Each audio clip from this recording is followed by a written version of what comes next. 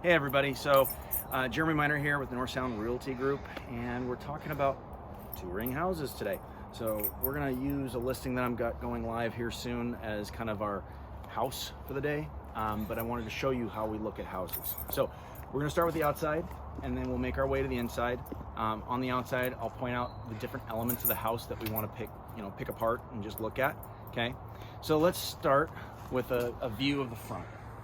Okay, so the flat boards that are facing the street on the edge of the roof, those are called fascia boards. Underneath the eave is called a soffit, okay? Obviously we have siding. In this case, we're looking at a more or less a manufactured siding material, right? So it's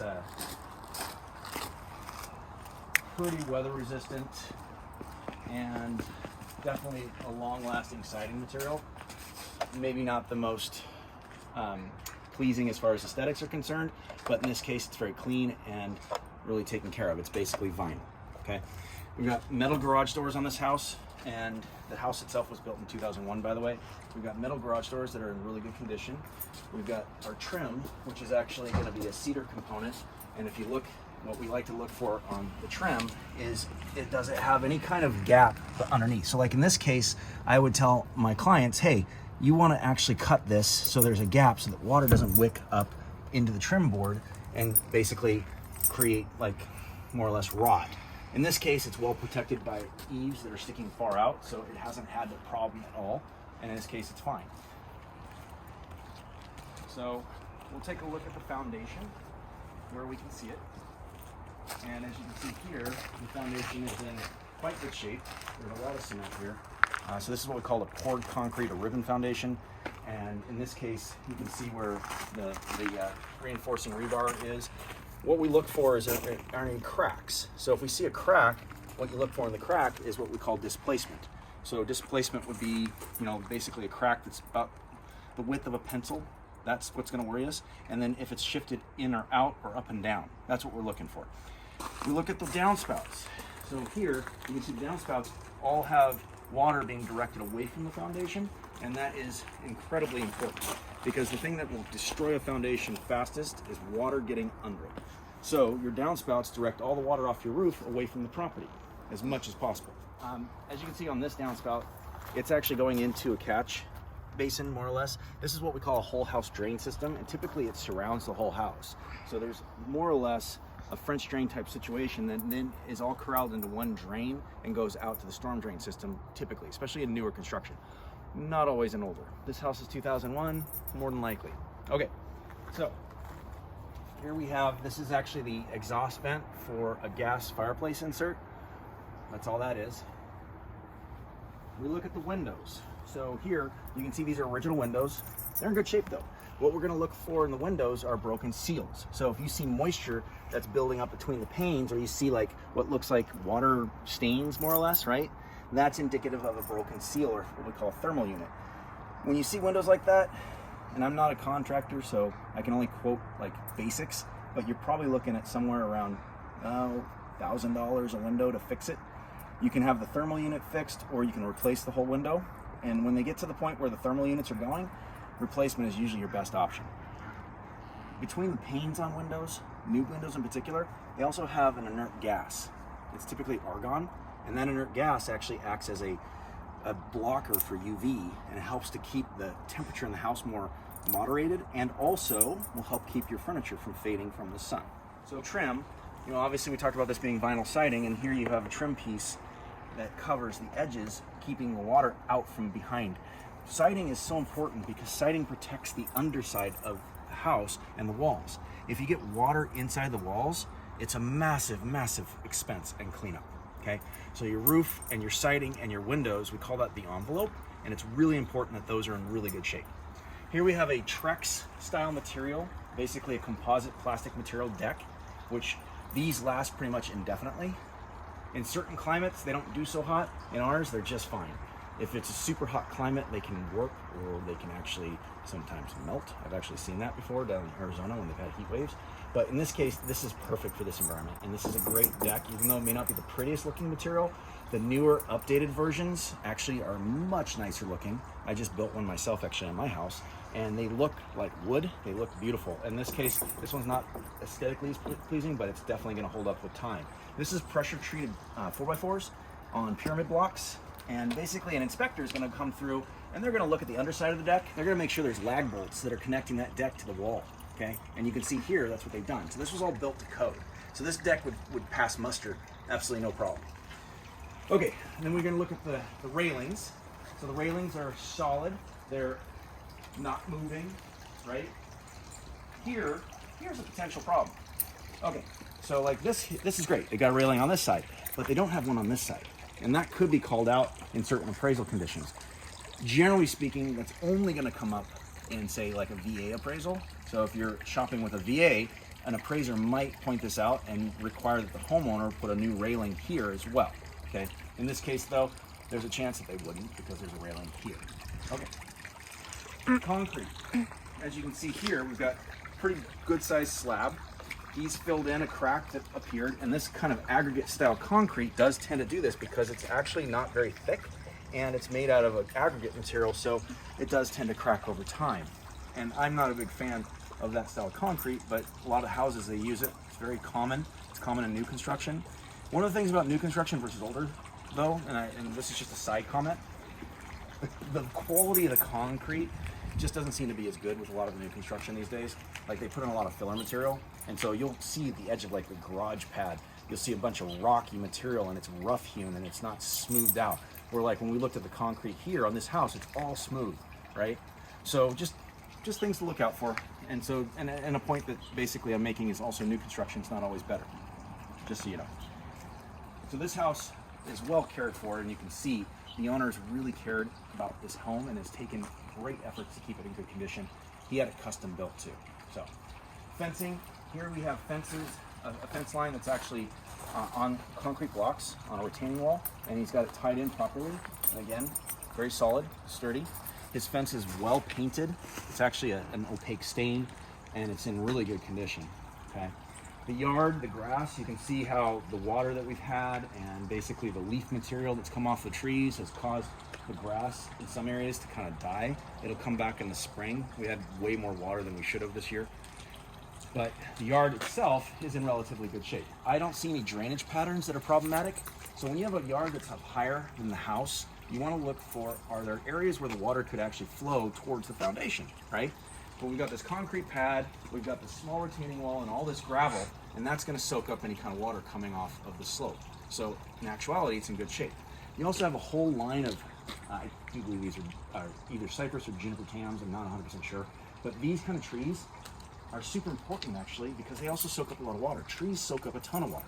So having trees on your property is actually really good for drainage. It's really good for keeping your house in better condition because it soaks up a lot of the water that's coming down and falling on the property.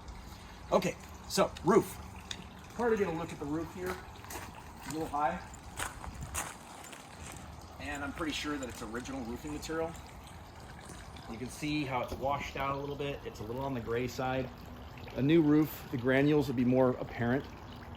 It also would be darker. And typically with new roofs, they do actually put in what we call a ridgeline vent. And this one doesn't have one. So along the ridge line, the top of the roof, there would be another roofing material on top and a little gap of about an inch or so underneath that layer with the new layer, and it's a vent system that allows air into the attic. Because one of the biggest issues in our climate is moisture buildup, and especially in attic spaces.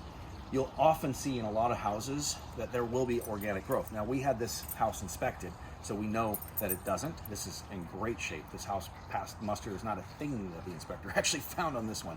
So we're really, really pleased about this one going to market. Now we're about to head inside, and as you can tell, we're in the COVID times, so we have to mask up. It's kind of a requirement, right?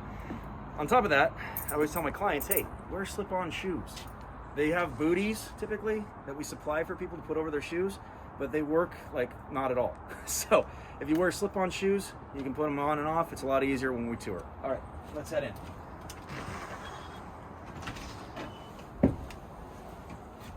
Realtor! always like to let people know we're coming in, just in case. Okay, so let's start downstairs. This is a split level, which is, you know, a pretty common build style. I actually really like this one though, because the rec room is fully finished and pretty large. It also has really high ceilings for a split level. A lot of split levels will have lower ceilings because they're older. So many of the split levels were built in the 60s and 70s, and it's not new, not so much a new construction type that you're going to see very often. Okay, we have an office over here, or at least we've staged it as an office. You can use it how you want. It's got a window, it's got a closet. So what makes a bedroom is it's got to have basically at least 7 feet on a side. It has to have a window that you can get in and out of. And depending on the county, it should have a closet, but not every county requires that to call it a bedroom. Okay, we have what we call 3/4 bath. So what's a 3/4 bath? Well, a 3/4 bath is a bathroom that has a sink, a toilet, and a shower stall. Okay, so in this case, we've got a sink, a toilet, and we also have washer and dryer, and then we have this little shower over here. So, not that you've never seen a shower, but here you go. Okay, you might leave that one in the video because it's kind of funny. All right, let's head back upstairs. Now, we happen to be having photos done today, so you're going to see a photographer as well. But she's really nice and she doesn't bite. Okay, here we have the living room. We have a gas fireplace. Gas fireplaces are fun. You're not going to see these too often being installed in new construction any longer, especially in Seattle, because they pretty much are not allowed to use gas in any new construction in Seattle anymore. So this one is gas operated. You'll see that some of these get a film on the inside of the glass. It looks like almost like a haze, right? It's a sulfur buildup from the gas. You can clean it off with vinegar and a newspaper. You take the glass off and scrub it down. Okay. Here we have the dining room, the photographer, and a kitchen. So, as I mentioned, we will often turn the burners on, check all the burners to make sure they work, you know. We'll check under the sink and look at the plumbing, and basically I can tell you what I can see. I can't see in the walls, you know, right?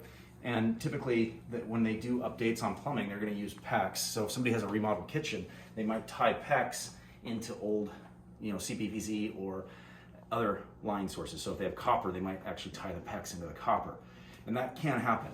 You can also see sometimes you'll see copper coming up out of the walls for the for the fixtures, and it's not copper actually in the walls itself. They've attached copper into what's usually going to be like galvanized, honestly. So certain types of plumbing are better than others.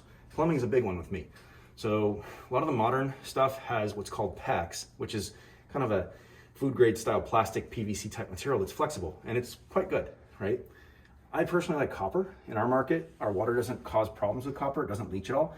So copper plumbing just lasts indefinitely here, and it's probably the best. It's also expensive.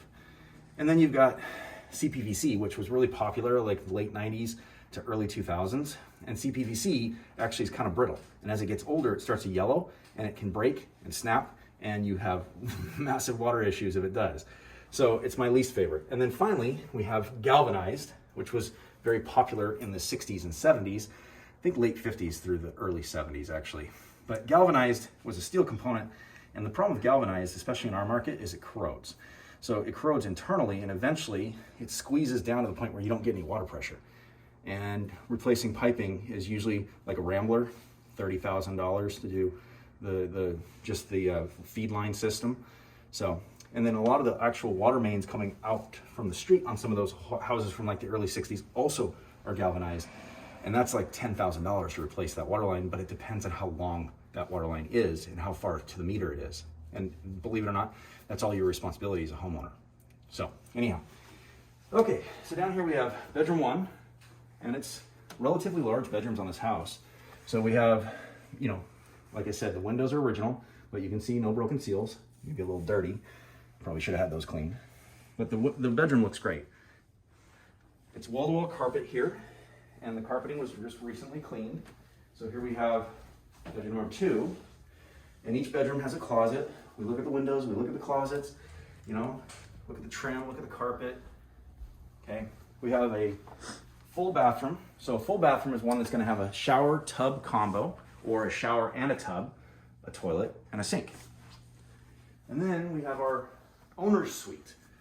Our owner's suite, which is good and spacious with slightly cathedral ceiling. So we call this like a half cathedral ceiling, okay?